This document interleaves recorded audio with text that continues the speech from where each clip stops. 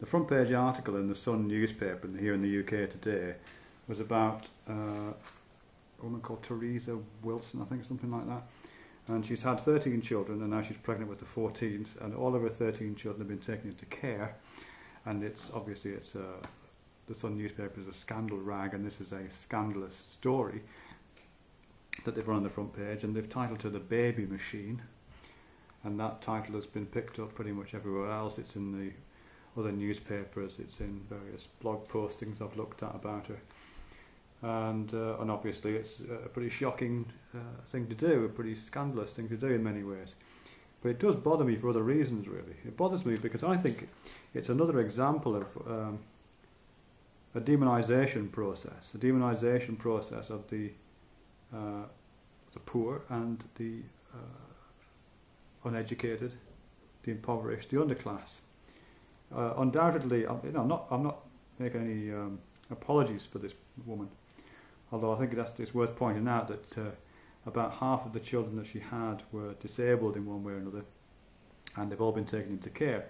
So there is a really, really sad story behind this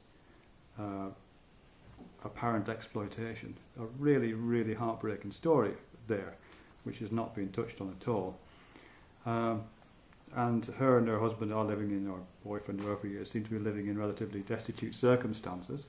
Doesn't make them nice people. They can be as shitty as you like, but it's interesting to note that they are coming from a sector of society which is not privileged.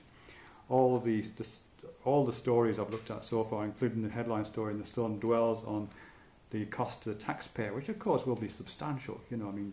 Children are expensive. Putting children in care is expensive. Looking after disabled children is expensive. Yeah, of course, it's going to cost cash. But it pales into insignificance compared to the amount of cash that's defrauded from the government through tax evasion, that kind of thing, for example, or is claimed by on expenses by people who should know better and who've already got very well paid anyway.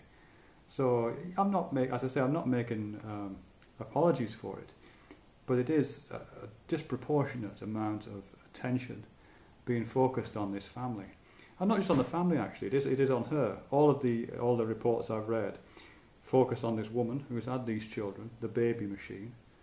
Nothing, as far as I can see, has been said about this chap, and I presume he was somewhat involved in the process. So it's not only is it the poor, it's the female poor that's being demonised. And the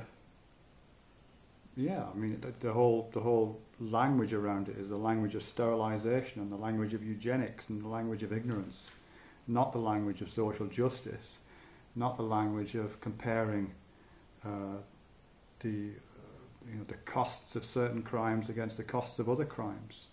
And it's also being used as justification for benefit reform, particularly to fuel right-wing agendas. It's in the Daily Mail, it's in the Telegraph, and the newspaper, which have a right-wing bias. It's also being used in those outlets as yet another argument that people who are on benefits are milking the system and they're exploiting taxpayers, and just completely ignoring the fact that most people on benefits don't want to be on benefits. It's really horrible being on benefits, and as I say, represent the dispossessed, the uneducated, the exploited. They represent a class of society which, whilst it doesn't excuse any of their behaviour, there's a long way to explaining it. So the whole way that article is being, and that news item is being reported, it's just disgusting, I think. It's disgusting because it's sexist. It focuses upon her as if he doesn't have to do with it. It's disgusting because it's classist. It's middle class and upper middle class people sneering at the stupidities of working class and underclass individuals.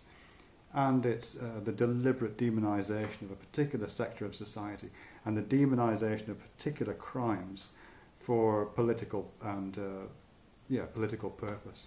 Disgraceful.